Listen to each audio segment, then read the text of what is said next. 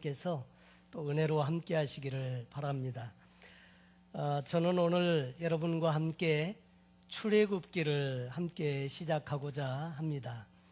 그동안 저는 여러분과 함께 8주에 걸쳐서 창세기에 있는 말씀을 함께 나누었습니다.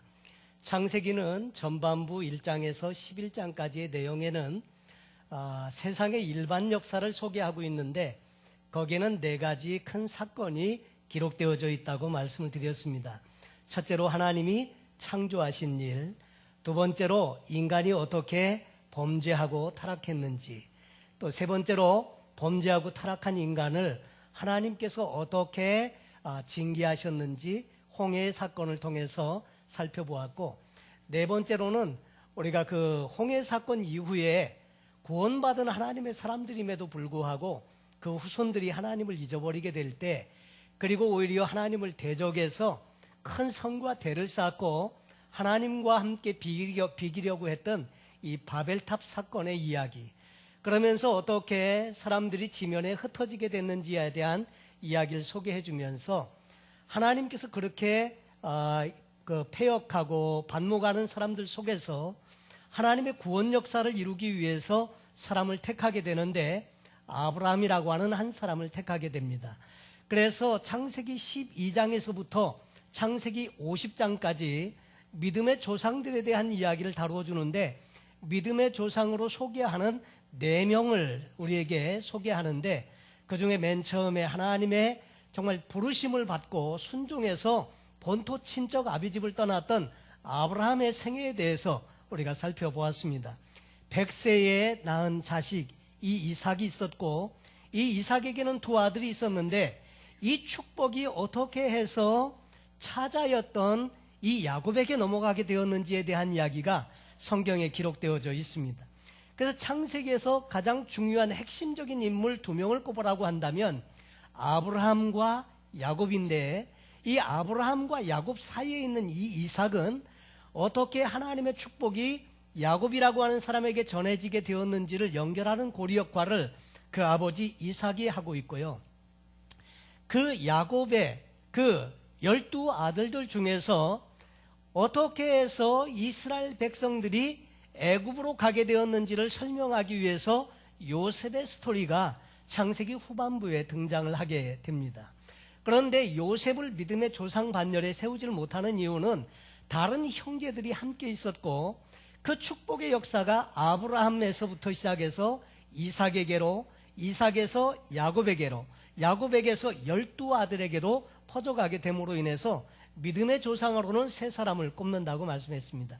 아브라함, 이삭, 야곱. 그래서 하나님 본인도 그 이스라엘 백성들에게 자신을 계시하고 소개해 줄 때 나는 아브라함의 하나님이요, 이삭의 하나님이요, 야곱의 하나님이다, 이렇게 말씀해 주시게 되지요.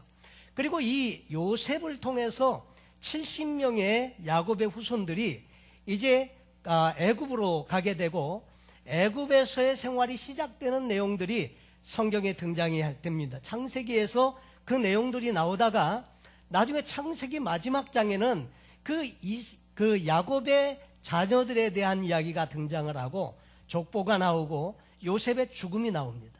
그리고 출애굽기로 넘어가면서는 출애굽기에 야곱의 아들들의 족보 이야기가 나오면서 계속 결국 말하면 창세기의 내용 마지막 부분과 출애굽기의 처음 부분이 같이 물려서 지금 들어가고 있는 그런 부분임을 소개해 주고 있는 것입니다. 그래서 오늘 저는 여러분과 함께 출애굽기의 이야기를 함께 나누고 싶은데, 이 출애굽기는 유대인들이 가장 중요하게 여기는 성경이기도 한데, 이 성경 말씀은 오늘 현대를 살아가는 저와 여러분에게도 동일하게 여전히 살아있는 하나님의 말씀이고, 이 하나님의 말씀을 듣고 말씀을 생각하면서 지금도 순종하고 이 말씀을 내 삶의 중요한 핵심 가치로 삼게 되면 하나님은 여전히 내 삶에 일하시고 역사하시는 것을 함께 경험하게 되는 줄로 믿습니다. 그래서 창세기를 끝낸 이후에 출애굽기로 바로 넘어가면서 저는 이 출애굽기의 내용을 한 6주 정도에서 8주에 걸쳐서 역시 말씀을 같이 나누고 싶습니다. 이 출애굽기의 시작의 말씀을 함께 나누기 전에 우리 신앙에 있어서 중요한 포인트가 되는 내용 한 가지를 먼저 잠깐 살펴보고 출애굽기의 내용을 같이 생각해 보기를 원하는 것입니다.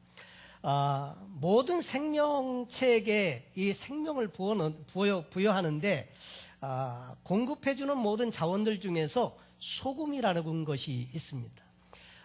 제가 잘 아는 선교사님들이 이제 처음에 남미로 넘어가서 남미의 야노마미족이라고, 이분들은 지금도 현대 문명을 거부한 채 이렇게 살아오고 있던 그런 원시인들인데, 그들에게 찾아갔을 때 그들이 가장 좋아하는 선물 두 가지가 있는데 그 선물 두 가지는 비누와 소금이었다고 이야기를 들었습니다.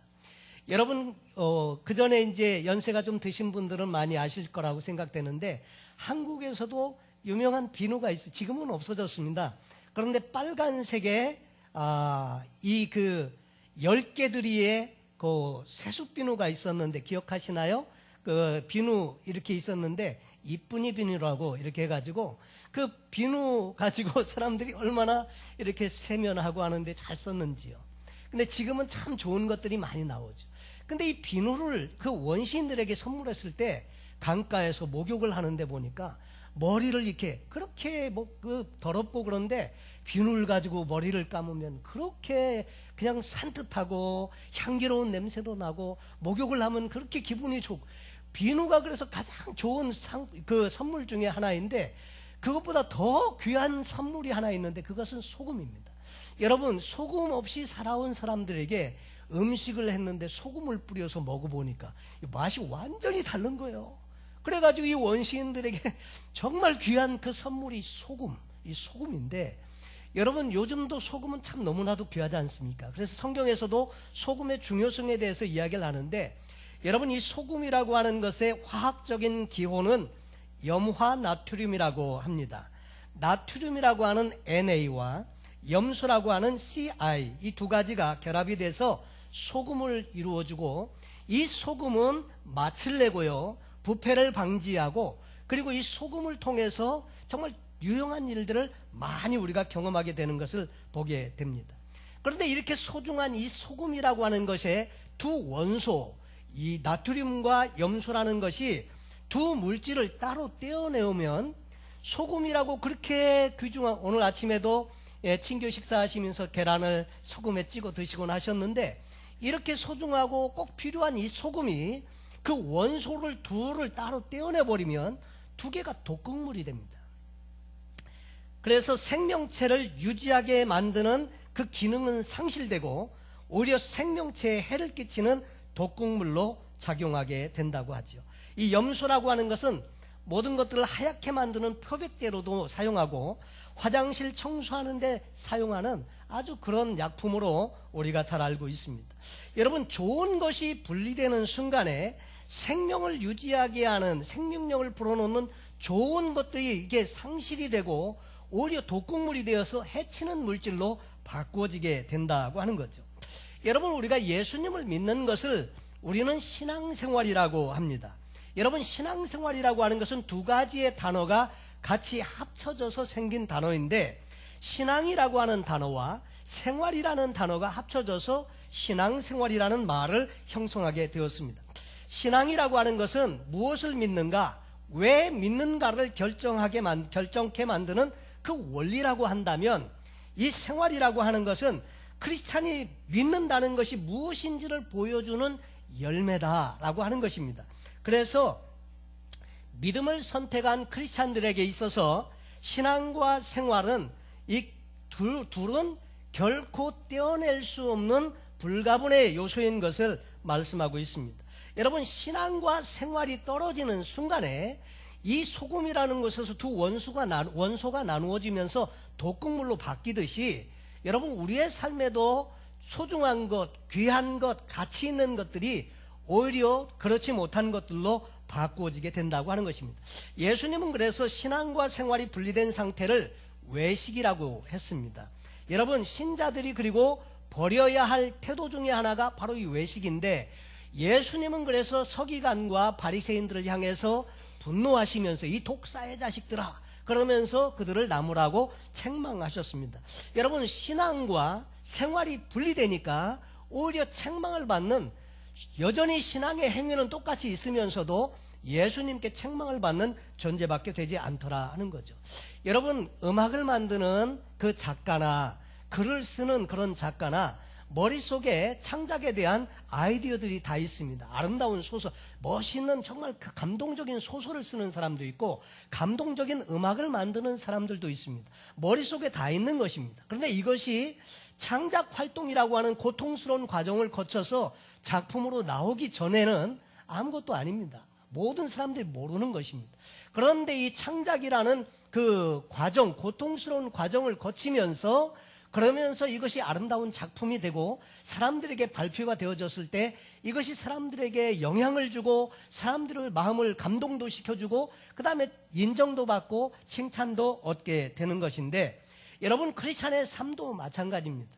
이것이 머릿속에 있는 것이 작품으로 나오는 창작 활동을 통해서 고통스러운 순간을 통해서 아름다운 작품으로 표현되듯이 크리스찬의 삶에도 우리 속에 있는 신앙이라고 하는 것이 생활이라고 하는 것으로 열매로 나타나기 전에 이 과정이 반드시 필요한데, 그러나 여러분, 이 과정이 없으면 진짜가 나올 수 없다는 거죠. 여러분, 우리도 신앙생활을 하면서 신학이라고 하는 것이 있고 생활이라고 하는 것이 있는데, 살다 보면 신앙이라는 것과 생활이라는 것의 괴리감이 너무 커서 자기 스스로도 참 괴로워할 때가 참 많이 있지 않습니까? 자, 그런데 진정한 신앙이라고 하는 것은 이 생활로 나타날 수 있도록 그 중간에 작가가 창작의 고통을 통해서 그것이 아름다운 작품으로 승화되어서 나타나듯이 우리 성도의 삶에도 그 과정을 통해서 정말로 내가 믿고 있는 아름다운 신앙이 삶의 열매로 드러날 때 우리는 진정한 의미에서의 크리스찬이 되고 영향력 있는 사람이 되고 우리를 통해서 하나님이 영광 받으시고 그렇게 한다고 하는 거죠. 제가 어제 신문을 읽으면서 좀 충격적인 그 기사를 보았습니다. 제가 카피를 이렇게 했는데 그 내용을 잠깐 소개해드리면, 미국 클리블랜드라고 하는 곳에서 여자 3명을 납치해가지고 10년 넘게 집에다가 감금하고 성적으로 학대해온 아리엘 카스트로라고 하는 사람에게 종신형이 선고가 되었습니다. 종신형도 모자라가지고 종신형 플러스 1000년을 감옥에서 살아야 된다. 그래가지고 판결을 내린 내용입니다.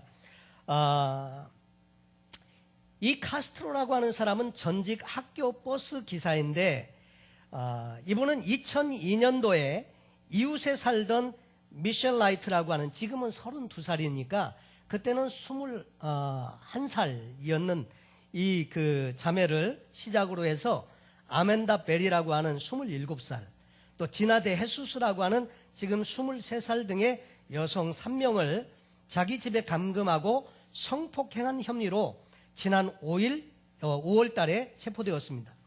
꽃다운 나이로 이제 그 납치돼 가지고 갇혀서 그 피해자들은 임신과 강제 유산을 반복하면서 지옥과 같은 생활을 해온 것으로 드러나서 미국 사회를 충격에 빠뜨렸습니다. 이 카스트로의 범죄 행각은 지난 5월 6일 날 여기 그 3명 중에 1명인 베리라고 하는 여자가 현관문을 부수고 극적으로 탈출해가지고 그 다음에 경찰을 찾아가면서 결국 끝이 나게 되었습니다. 그래서 이날 판결에 앞서서 피해자 나이트가 법정에 나와서 끔찍했던 11년에 대한 증언을 하면서 나이트는 울먹이는 목소리로 이렇게 말했습니다. 나는 11년을 지옥에서 보냈는데 이제 당신의 지옥이 시작될 차례다. 그러면서 진술을 시작하게 되었습니다. 감금하는 동안은, 감금 기간 동안 5번이나 임신을 했는데 카스트로는 그때마다 굶기고 매질을 해서 유산하도록 만들었다. 그 나이트는 말하기를 카스트로가, 근데 이제 거기까지도 제가 좀 이렇게 참 사람들이 악하다 이렇게만 생각했는데, 그 다음 내용이 사실 저를 충격에 좀 빠지게 한 내용인데, 나이트가 하는 말이 카스트로가 일요일 날 교회 갔다 돌아오면 다시 우리를 고문했다고 하는 부분입니다. 이 사람이 캐톨릭 신자인지 기독교 신자인지 아니면 다른 종교의 신자인지는 모릅니다. 그런데 교회 갔다 돌아오면 그날 또 이 고문이 시작됐다고 하는 거. 여러분, 이것은 신앙과 생활이 완전히 다르다는 거예요. 신앙과 생활이 일치하지 않으면 가짜입니다. 우리 신앙도 그럴 수 있습니다. 남들 보기에는 거룩해 보이고 얼마든지 그렇게 할 수 있지만, 그러나 결국 삶이 연결되지 않는 신앙은 자기 스스로에게도 죄를 짓게 되고 하나님께도 인정받지 못하는, 결국은 아무것도 아닌 그런 그 존재로 결국은 하나님께 버림받는 그런 사람일 수밖에 없다는 거죠. 그래서 그 카스트로는 마지막 최후 진술에서 난 괴물이 아니다, 섹스 중독으로 병든 사람이다, 그리고 제자들의 진술은 다 거짓말이다, 이렇게 말했다고 하는데, 여러분 아십니까? 정신분석학자들이 하는 말이 성중독자는 없다고 해요. 그건 그냥 합리화시키는 그런 이야기일 뿐이지 없다는 거예요. 아직 병명으로 그렇게 구체적으로 발표된 것도 없습니다. 여러분, 그러니까 결국 이 사람은 그 믿는 바가 생활에 전혀 영향을 주지 못하는 그런 사람이었다고 하는 것이고요. 그것이 우리가 신앙생활을 하면서 경계해야 될 부분이다 생각이 되어집니다. 철저하게 믿는 대로 살고요, 사는 대로 믿으면 그 사람은 하나님께서 함께 하십니다. 그 사람을 통해서 하나님은 일하시고 역사하시고, 그 사람을 통해서 하나님은 하시는 일을 보여주시고, 그 사람을 통해서 하나님은 다른 사람들에게 좋은 크리스찬의 영향력을 줄 수 있다고 하는 것입니다. 그래서 오늘 말씀을 함께 시작하면서 이 신앙과 생활에 대한 이야기를 잠시 나누게 되었고, 사실 이 이스라엘 백성들은요, 축복의 그 환경 속에서 모든 믿음의 역사가 시작되었습니다.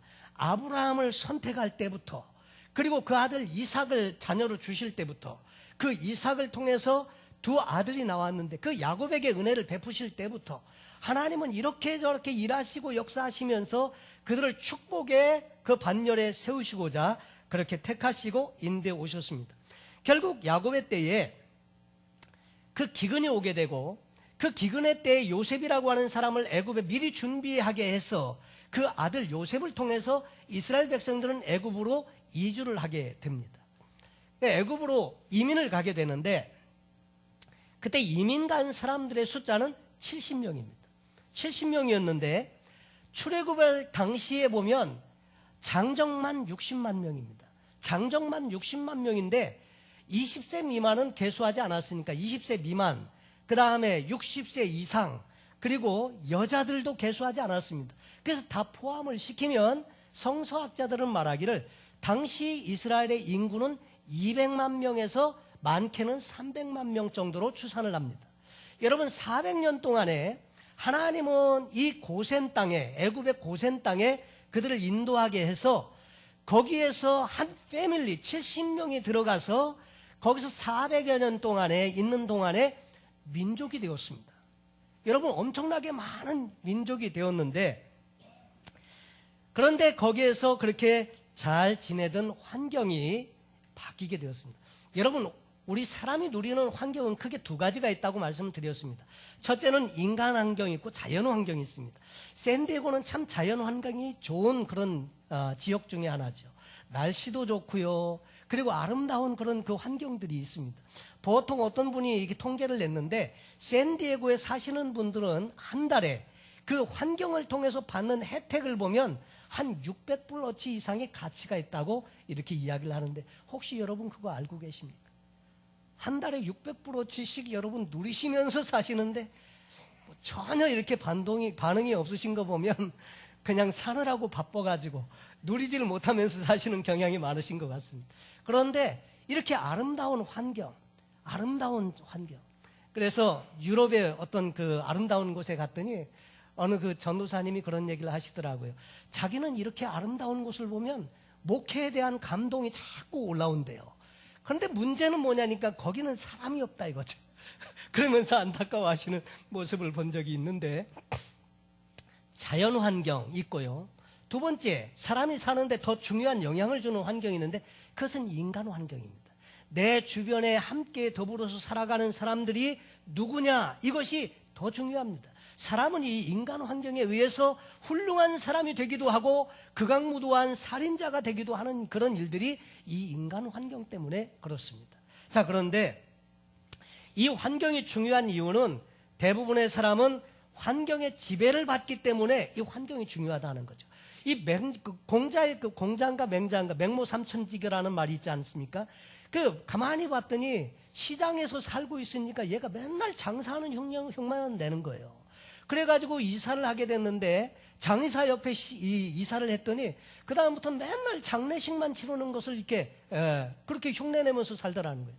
그래서 서당 옆으로 이사를 갔더니 그때부터 글을 읽기 시작하더라. 그래서 맹모삼천지교라는 말이 있지 않습니까?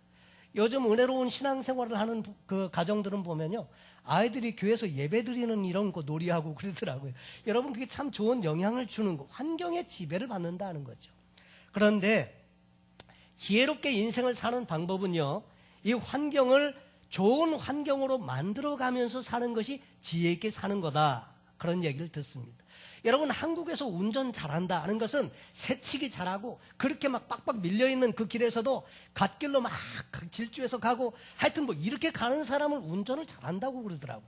근데 이 가치관이 다른 것이 미국은 그런 사람을 운전 잘한다고 하죠. 여러분, 택시 운전기사가 미국에 와서 운전면허 시험에서 떨어지는 거 아십니까? 왜 떨어지느냐면 법규를 안 지키니까. 예. 그런데 운전을 진짜 잘하는 거는요, 운전 환경을 좋게 만들어가면서 운전하는 것이 운전을 잘하는 것입니다. 환경이 막 서로 막 계속 경쟁하면서 막 이렇게 가는 그게 아니고 환경이 좀 좋게 조금만 떨어지면 널널하게 혼자 갈 수 있는데 환경을 좋게 만들어가면서 운전을 할 때 운전을 잘하는 것이라고 하는데, 여러분, 우리 인생을 살아가면서도 그렇습니다. 인생 살아가면서 환경을 어렵게 만들어가면서 사는 것은 지혜가 없는 인생이고요, 환경을 자꾸 좋게 만들어가면서 살아갈 때 사람은 행복할 수가 있다고 하는 거죠. 그런데 어떤 경우는 이 환경을 내가 바꿀 수가 없는 환경이 있다는 거예요. 지금 이스라엘 백성들과 같은 경우, 출애굽 지금 1장에 나오는 이스라엘 백성들의 경우가 환경을 바꿔보고 싶어도 바꿀 수 없는 환경 속에서 바로의 압제 아래 고통하면서 신음하고 살고 있는 이스라엘 백성들의 역사를 보게 됩니다. 처음에는 축복의 역사로 시작을 했는데 지금 이 출애굽기 1장에서는 고통의 역사로 이스라엘 백성들이 살고 있는 그들의 모습을 소개해 줍니다. 여러분, 출애굽기의 개요를 보면 1장은 이스라엘 백성들이 노예로 압제받는 것을 기록하고 있고요, 2장부터 3장, 4장은 모세가 구원자로 준비되어져 가는 과정에 대한 이야기고, 오늘 저와 여러분이 함께 읽은 3장의 내용은 모세의 부름에 대한 이야기, 5장에서 15장까지는 이스라엘 백성들이 구원받는 그 역사의 이야기를 기록하고 있고, 그 이후에는 시내산에 가서 하나님께로부터 십계명을 받고 성막에 대한 말씀을 듣고 그 다음에 이스라엘 백성들이 출애굽한 이후의 삶의 이야기가 40장까지 기록이 되어져 있습니다.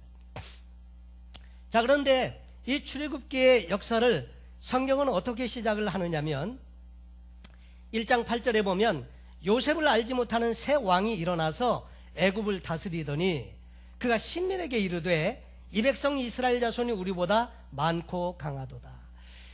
요셉 당시에는 요셉의 잘한 일로 인해서 참 좋았는데 요셉을 알지 못하는 후대 왕들이 계속 바뀌었습니다. 역사가 지나가면 옛사람이 잊어버린 바 되는데 결국 잊어버리게 되고, 그동안에 이 이스라엘 백성들은 엄청난 숫자로 불어났습니다.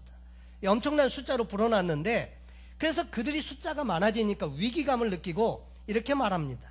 이 백성 이스라엘 자손이 우리보다 많고 강하도다. 자, 우리가 그들에게 대하여 지혜롭게 하자. 두렵건대 그들이 더 많게 되면 전쟁이 일어날 때에 우리 대적과 합하여 우리와 싸우고 이 땅에서 갈까 하노라 하고, 감독들을 그들 위에 세우고 그들에게 무거운 짐을 지워 괴롭게 하여 그들로 바로를 위하여 국고성 비돔과 람셋을 건축하게 하니라. 여러분, 문제가 생겼습니다. 축복의 역사로 시작이 됐는데 언제부턴가 노예로 어떻게 전락하게 됐습니다. 그 이유가 어떻게 시작됐는지의 이야기를 오늘 성경 본문을 통해서 말해주고 있습니다. 그래서 이 국고성을 세우면서 이 국고성이라고 하는 것은 전쟁이나 기근을 대비해서 변방이나 전략 요충지에다가 무기나 곡식 이런 것들을 비축해 놓는 성을 국고성이라고 하는데, 이것에 끌어들여 갖고 노역을 시키면서부터 시작해서 그 다음에 노예 생활이 시작이 되게 된 것입니다. 애굽 사람들이 강제 노역을 만들어서 이스라엘 백성들을 괴롭히기 시작했는데, 그럼에도 불구하고 이스라엘 백성들의 숫자가 계속 늘어나는 겁니다. 그래가지고 결국 이스라엘 백성들이 더 심하게 일을 시키게 됩니다. 그러나 학대를 받을수록 더욱 번식하고 창성하니 애굽 사람이 이스라엘 자손을 인하여 근심하여 이스라엘 자손의 역사를 엄하게 하여 고역으로 그들의 생활을 괴롭게 하니 곧 흙내기기와 벽돌 굽기와 농사의 여러 가지 일이라. 그 시키는 역사가 다 엄하였더라. 노역을 시키고 노예처럼 부려도 숫자가 계속 늘어나니까 근본적인 해결이 잘 되지 않으니까 더 힘들게 그렇게 만들었는데, 결국은 이게 이제 어떻게 발전하느냐면 더 심한 노역을 시켰습니다. 흙 이기기, 벽돌 굽기 이런 일을 시키는데, 저도 학창 시절에 인생에 좀 이렇게 교훈도 얻고 용돈도 좀 벌어보려고 아르바이트를 여러 가지를 해봤습니다. 벽돌 지고 공사장에서 집 짓는데 나르는 일도 해봤고, 그 다음에 여러 가지 다른 일도 해봤는데, 제가 해본 일 중에서 가장 힘들었던 일은 벽돌 만드는 일이었습니다. 그래서 모래를 계속 퍼가지고 그 기계에 부으면 기계가 돌아가면서 횟가루와 더불어서 섞여져서 이게 나오면 그걸 가지고 벽돌을 만드는데, 정신없이 퍼붓고 나서 이렇게 돌아보면요, 벌써 슬슬슬 내려가고 없습니다. 허리 펼 사이가 없습니다. 또 큰 퍼가지고 올리면, 그래서 이제 너무 그게 힘들으니까 그 다른 일로 바꿔줬어요. 그러니까 다른 일은 뭐냐면 벽돌 찍어서 따르르 찍어 갖고 나오면, 옛날에는 그거 많이 동네에 있었거든요. 그러면 그거 나온 거 딱 들어다가 그대로 갖다 놓으면 이제 그 태양빛에 말리지 않습니까?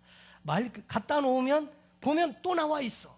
그러면 가가지고 또 갖다가 갖다 놓으면 또 나와 있어. 쉬지 못합니다. 그러니까 너무 힘들으니까 쉬어야 되는데 쉬지 못하니까 괜히 물도 안 마른데, 안 마시고 싶은데 물 먹으러 가는 거예요. 물 먹으러. 근데 여러분 아십니까? 좋은 시간은 빨리 지나가고 고통스러운 시간은 늦게 지나가는 거예요. 이 상대성의 원리가 거기도 있어요. 그래, 얼마나 하루가 긴지요. 하루가 얼마나 긴지 몰라. 근데 그 일이 얼마나 고통스러운지 다른 노동하는 거에 임금을 3배를 주더라고요. 참 너무 힘들더라고요. 근데 그분이 그런 얘기를 해요. 이 학생은 내일 못 나올 거야. 그 다음날 진짜 못 일어나겠어요. 근데 그 얘기 때문에 내가 거기 지면 안 되지. 그리고 끝까지 이기고 나갔더니 그분이 놀라시더라고요. 어떻게 나왔냐. 죽고 살기로 나왔습니다. 근데 이 노역을 시키는데 이스라엘 백성들은 그렇게 시키는 거예요. 정말 죽을 만큼 시키는 겁니다. 여러분, 근데 성경을 자세히 읽어보면 왜 이렇게 심한 노역을 시키는지 아십니까? 피곤해서 집에 가면 부부관계 못 갖도록. 그래서 이 일 이렇게 시키는 거예요. 성경을 자세히 보십시오. 부부관계를 갖지 못하도록. 그런데도 희한하게 자녀들이 자꾸 나오는 거예요. 자녀들이 나와요. 그래서 그 다음 하는 방법이, 자녀가 나오면 사내애가 나오면 죽이고 여자애면 살려주고. 여러분, 어떻게 그런 일이 있을 수가 있겠냐는 거죠. 그런데 그 명령은요, 말이 안 된다고 거역하기에는 너무나 거역하기가 어려운 명령입니다. 그 당시에 바로왕의 권세는요, 요즘 미국의 대통령의 권세, 이거는 서로 상대되지 못할 만큼 그런 막강한 권세입니다. 옛날에는 왕이 곧 법입니다. 다른 사람들은 다 그게 맞습니다. 그래도 왕이 아니야, 그거 틀렸어. 그러면 틀린 거예요. 왕의 말은 법입니다. 거역할 수 없습니다. 그래서 그런 시기에 이제 이스라엘 백성들이 살고 있었는데, 그 즈음에 모세라고 하는 사람이 태어났다고 하는 것이고요. 그 모세가 결국 3개월 동안 숨어서 기르다가 결국은 더 이상 기를 수가 없어서 갈대 상자를 만들어서 역청을 바르고 나무에 진을 발라서 물이 들어가지 않게 하고 그 바구니에 자기 자식을 넣어서 떠나보냈더라 하는 이야기입니다. 여러분, 자기 그 소중한 아들이 낳았는데 부모가 아이를 기를 수 없어서 떠나보내는 부모의 심정, 여러분 얼마나 그 마음이 아팠을까, 그런 생각을 하게 됩니다. 마음이 놓이지 않으니까 그 누이 미리암을 따라서 보냅니다. 어떻게 되는지를 좀 보도록.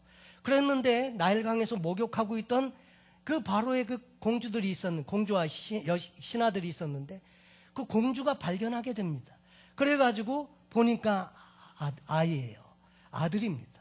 보니까 모세가 자기를 보고 웃고 있어요. 하나님이 하시는 일이 절묘합니다. 여자가 아이를 봤는데 아이가 웃고 있어요. 그냥 완전히 클릭돼 버리는 겁니다. 그래서 이 아이를 데려다가 양자 삼아서 기르게 되는데 유모가 필요하지 않습니까?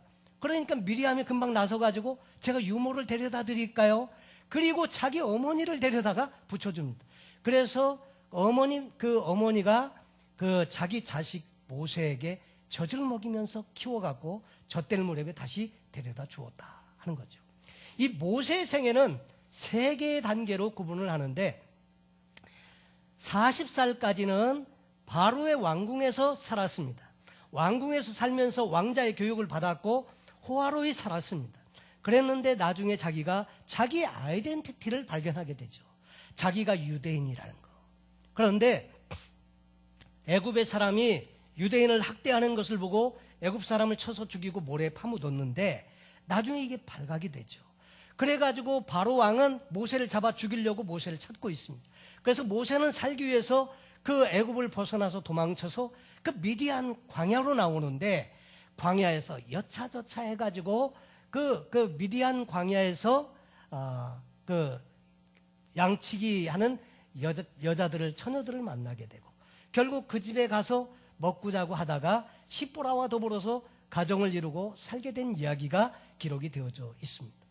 그리고 난 다음에 오늘 성경 본문에 나오는 이야기는 뭐냐면 그 앞에 2장 끝부분에 하나님께서 이스라엘 백성들의 고통하는 소리를 들으셨다고 나오고 모세 얘기가 등장이 되는데 모세가 그때 장인 이드로의 양을 치고 있습니다. 그때 모세가 하나님을 만날 때 그때 모세의 나이는 몇 살이었느냐면 80입니다. 40세에 광야에 나와서 광야에서 지금 40년 살았는데 이 40년 모세의 삶은 잊혀진 삶입니다. 아무도 자기를 왕자로 대우하는 사람도 없고 자기를 아는 사람도 없습니다. 광야에서 하는 유일한 일이라고 하는 것이 양치고 사는 겁니다. 여러분, 양치기를 하는데 이 모세는 당시 나이가 80인데도 불구하고 자기 양을 친 게 아닙니다. 장인 이드로의 양을 치고 있습니다. 남의 양 치고 있는, 물론 장인 거 양을 치고 있지만 자기 양이 아니에요. 그러니까 붙어서 살고 있는 모세의 모습을 성경에 보여주고 있는데 모세가 양을 치고 있는데 보니까 산 중턱에 떨기나무가 있는데 불이 붙었습니다. 근데 계속 타고 이게 꺼지지를 않는 거예요. 여러분, 너무 희한하지 않습니까? 불이 붙었는데 외지가나무 확 타버리고 그 다음에 불이 꺼질 텐데 안 꺼져. 그거 참 희한하다. 내가 이 큰 광경을 보리라 하고 돌이켜서 모세가 그 떨기나무 가까이 가는데 하나님의 음성이 거기 들립니다.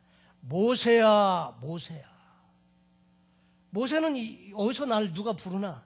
주변을 아마 두리번거렸을 겁니다. 보니까 떨기나무 가운데서 음성이 들리는데 너의 선 곳은 거룩한 곳이니 내 발에서 신을 벗어라. 신을 벗지요. 그리고 거기서 하나님과의 첫 대면이 이루어지게 됩니다. 그러면서 하나님이 자신을 소개하는데 나는 너의 조상 아브라함의 하나님, 이삭의 하나님, 야곱의 하나님이니라. 이 당시에 모세가 하나님을 경험하고 만날 때는 벌써 야곱 이후로 광야 그 애굽 생활이 400년이 경과한 다음입니다. 아브라함 때로부터는 무려 500년이 더 지난 시기였을 겁니다. 완전한 조상 때 들었던 그 하나님의 이야기가 지금 현실로 부딪혀 오는, 여러분, 그 놀라운 광경 가운데 처하게 됩니다. 그러면서 하나님께서 하시는 말씀이 내 백성 이스라엘이 애굽에서 부르짖고 고통하는 소리를 내가 들었다. 그러면서 모세에게 이제 부르시고 그에게 사명을 맡겨주시는 내용이 3장, 4장에 기록되어져 있는 거죠. 여러분, 하나님이 우리를 부르시는 것, 이것을 소명이라고 하고요. 부르심을 받은 사람에게 일을 맡겨주시는 것, 이것을 사명이라고 합니다. 모세를 부르시고 소명으로 부르시고 또 사명을 맡겨주시는데 모세는 너무나 두려워합니다. 그 애굽에 다시 가서 백성들을 어떻게 구원해내며 자기는 정말로 아무것도 할 수 없는 그런 존재라고 생각을 하고 지금 살고 있습니다. 그랬더니 하나님께서 증거, 그 표적을 보여주시는데 내게 있는 게 뭐냐? 그랬더니 지팡이를 땅에 던져라. 그래서 땅에 던졌더니 뱀이 됐습니다. 너무나 놀라서 피하니까 하나님께서 꼬리를 잡아라. 꼬리를 잡았더니 지팡이가 다시 돌아왔습니다. 그래도 모세가 안 된다는 거예요. 자기 말고 딴 사람 보내시면 안 될까요? 또 이렇게 하니까 하나님께서 그러면 내 손을 갖다가 품에다가 한번 넣었다가 빼라. 그랬더니 품에다 넣었다가 뺐더니 하얗게 문둥병이 들어있는 거예요. 여러분, 문둥병은 이거 죽음입니다. 죽는 거예요. 병이 없습니다. 치료가 없습니다. 다시 하나님께서 집어넣었다 빼라고 해서 그렇게 했더니 문둥병이 다시 고침받고 원래대로 돌아왔습니다. 그래도 하나님께서 믿질 않으니까 하나님께서 또 이렇게 말씀하십니다. 그러면 사람들이 또 믿지 않고 그러면 나중에 네 하수를 취해다가 그 다음에 땅에 붓도록 하고 이렇게 해라. 그러면서 다 이야기를 해줘도 아닙니다. 보낼 만한 사람을 보내십시오. 그랬더니 4장에서는 보니까 하나님이 화를 내십니다. 노를 바라시면서 하시는 말씀이, 모세는 나는 입이 둔합니다. 나는 말 못하는 거 아시지 않습니까? 그랬더니 하나님 하시는 말씀이, 누가 입을 만들었고 누가 귀를 만들었냐. 내가 내 입에 이 말을 주겠고 말 잘하는 내 형 아론을 내게 붙여주마. 네 입술과 아론의 입술을 내가 함께 있어서 할 말을 주면 아론이 다 말할 거다. 걱정하지 말고 가라. 그래가지고 나중에 모세를 보내시는 내용이 성경에 등장을 하는 것을 보게 됩니다. 여러분, 사실 이 애굽이라고 하는 것은 정말로 벗어날래야 벗어날 수 없는 지옥과 같은 라이프, 종살이하는 곳입니다. 노예의 삶입니다. 아침부터 저녁까지 자유가 없습니다. 여러분, 이것은 어떤 의미에서, 영적인 의미에서 보면 정말로 구원받지 못하고 죄의 종노릇하면서 살아가고 있는 우리 인생들의 모습을 단적으로 보여준다고도 할 수 있습니다. 그런 속에 있는 인생들에게 구원자 모세를 보내듯이 하나님께서는 예수 그리스도를 우리에게 보내주셨고, 그 예수를 믿음으로 말미암아 구원받는 하나님의 놀라운 은혜를 우리에게 주셨더라 하는 것을 보게 됩니다. 여러분, 우리가 인생을 살다 보면 나는 환경을 좋게 만들면서 살고 싶은데 그게 잘 뜻대로 안 될 때가 많이 있습니다. 처음은 축복으로 시작했는데 나중에는 그것이 고통으로 연명하고 있을 수가 있습니다. 가정생활도 그럴 수 있고요. 그 다음에 교회생활도, 신앙생활도, 직장도, 사업도, 여러분의 인간관계도 다 그렇게 바뀔 수가 있습니다. 원치 않게 바뀌는 수가 있습니다. 그런데 하나님은 그 속에서 고통하고 신음하고 그러면서 고통스러워하면서 사는 것을 하나님이 기뻐하시고 그것을 즐기면서 이렇게 그러시는 분이 아니십니다. 성경을 보면 하나님께서 말씀이 계속 모세를 통해서 하시는 말씀과 이스라엘 백성들에게 하는 말씀이 그 2장에서도 말하는 것처럼 하나님이 그 고통 소리를 들으시고 아브라함과 이삭과 야곱에게 세운 그 언약을 기억하사 이스라엘 자손을 권념하셨더라. 하나님은 언약을 기억하십니다.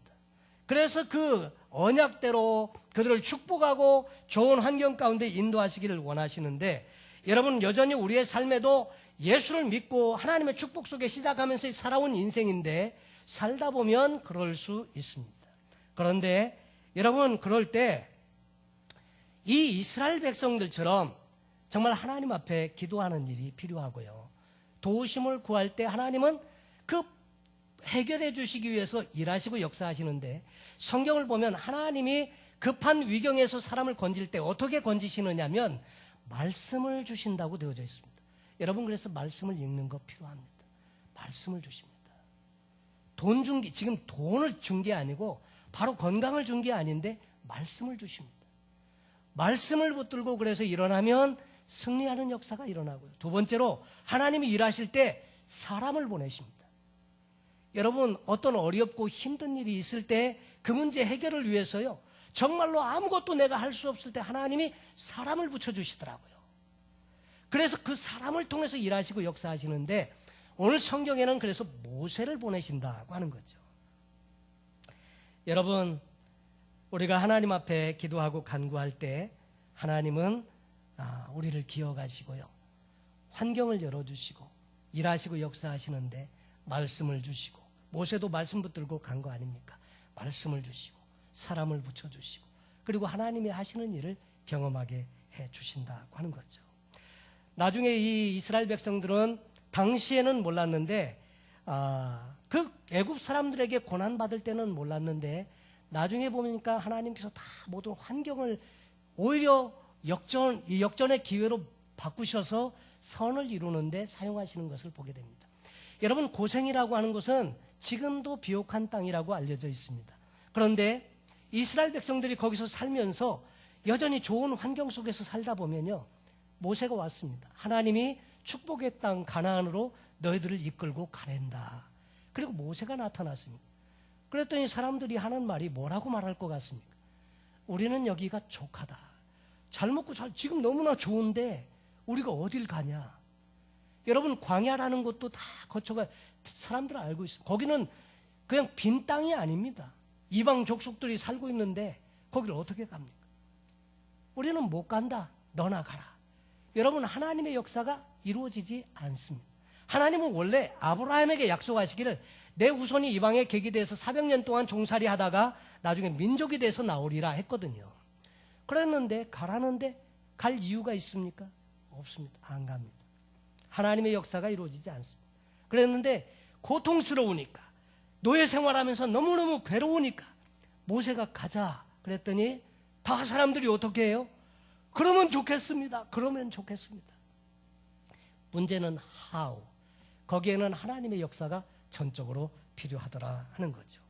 사랑하는 여러분, 우리의 삶에 때때로 어렵고 힘든 일들이 있을 수 있지만, 그러나 그 모든 역사에는 하나님의 배후의 섭리하심이 있습니다. 그래서 소원하기는 우리가 어떤 문제든지 애굽의 환경처럼 그렇게 헤어나오기 어려운 환경과 같은 그런 것도 하나님이 개입하시고 간섭하시면 하나님의 역사가 이루어진다는 이야기가 출애굽기의 역사이고, 구원의 역사가 있는 것이 출애굽기의 역사입니다. 여러분, 우리도 죄의 종노릇하면서 살고 있는 우리를 하나님께서 예수를 보내주시고 구원하신 역사가 출애굽의 역사인 것입니다. 이것이 신약시대의 역사이고, 구원받은 하나님의 사람들도 이 땅에서 살다 보면 원치 않게 환경의 종노릇하면서 살기 쉬운데, 그런 속에서도 하나님은 일하시고 역사하실 수 있다는 것을 보여주시는 내용, 그것이 출애굽기의 역사인 것입니다. 사랑하는 성도 여러분, 여러분 삶에 그런 환경의 문제로 고통하고 있다면 이 출애굽기에 말씀하시는 하나님, 출애굽기 이스라엘 백성들에게 역사하시는 하나님을 여러분 꼭 만나실 수 있기를 바랍니다. 그리고 우리의 삶의 주변에는 아직 이 하나님을 알지 못하는 가운데 정말 애굽에서 죄의 종노릇해서 살고 있는 것처럼 살아가는 많은 주변의 이웃들이 있는데, 그들에게도 우리가 모세와 같은 존재가 되어져서 하나님의 말씀과 사명 가지고 그들을 구원하는 그런 보냄받은 하나님의 사람으로 우리가 살아갈 수 있다면 얼마나 하나님을 기쁘시게 할 수 있을까, 이런 생각을 해보게 됩니다. 사랑하는 여러분, 신앙과 삶은 분리될 수 없는 것이라고 말씀을 드렸습니다. 신앙은 원리이고 믿는 바이고, 근데 이것이 어떻게 우리의 삶에서 열매로 나타나는가가 진짜 우리의 신앙을 대변해 준다고 할 수 있습니다. 이런 내용이 신약 성경에 보면 야고보서에 삶과 우리의 믿는 바가 일치해야 한다는 부분을 말씀하는 것이 야고보서의 내용인데, 오늘도 우리의 삶의 현실에서 매일 우리가 경험하는 일상의 삶에서 우리가 아는 신앙이 살아가면서 경험하는 신앙으로, 정말 그 하나님을 증거하는 신앙으로, 오늘도 좀 애굽과 같은 환경 속에서 답답하고 정말 고민하면서 괴로운 인생을 희망 없이 살아갈 때에도 하나님이 얼마든지 일하시고 역사할 수 있다는 것을 우리도 경험하시고요, 정말 이웃에 있는 그런 삶을 사는 사람들에게도 우리가 정말 모세와 같이 보냄받아서 가서 이 좋은 소식을 함께 나눌 수 있고, 그래서 함께 출애굽의 역사를 경험하게 하는 복된 성도의 삶이 되시기를 예수님의 이름으로 축원합니다. 축원합니다. 기도하겠습니다. 고마우신 아버지 하나님, 감사합니다. 수천 년 전에 이스라엘 백성들에게 있었던 이야기는 오늘 우리의 삶에 있어서도 여전히 동일하게 적용될 수 있는 그런 하나님의 정말 귀한 진리가 담겨져 있는 사건인 것을 깨닫게 됩니다. 오늘도 우리의 삶에 찾아오셔서 일하시고 역사해 주옵소서. 오늘도 성도님들의 모든 삶을 정말 출애굽의 역사를 이루신 하나님의 역사처럼 늘 하나님이 함께 하시고 동행하시는 싱싱하게 살아있는 역사가 되게 해 주옵소서. 감사하며 예수님의 이름으로 기도하옵나이다. 아멘.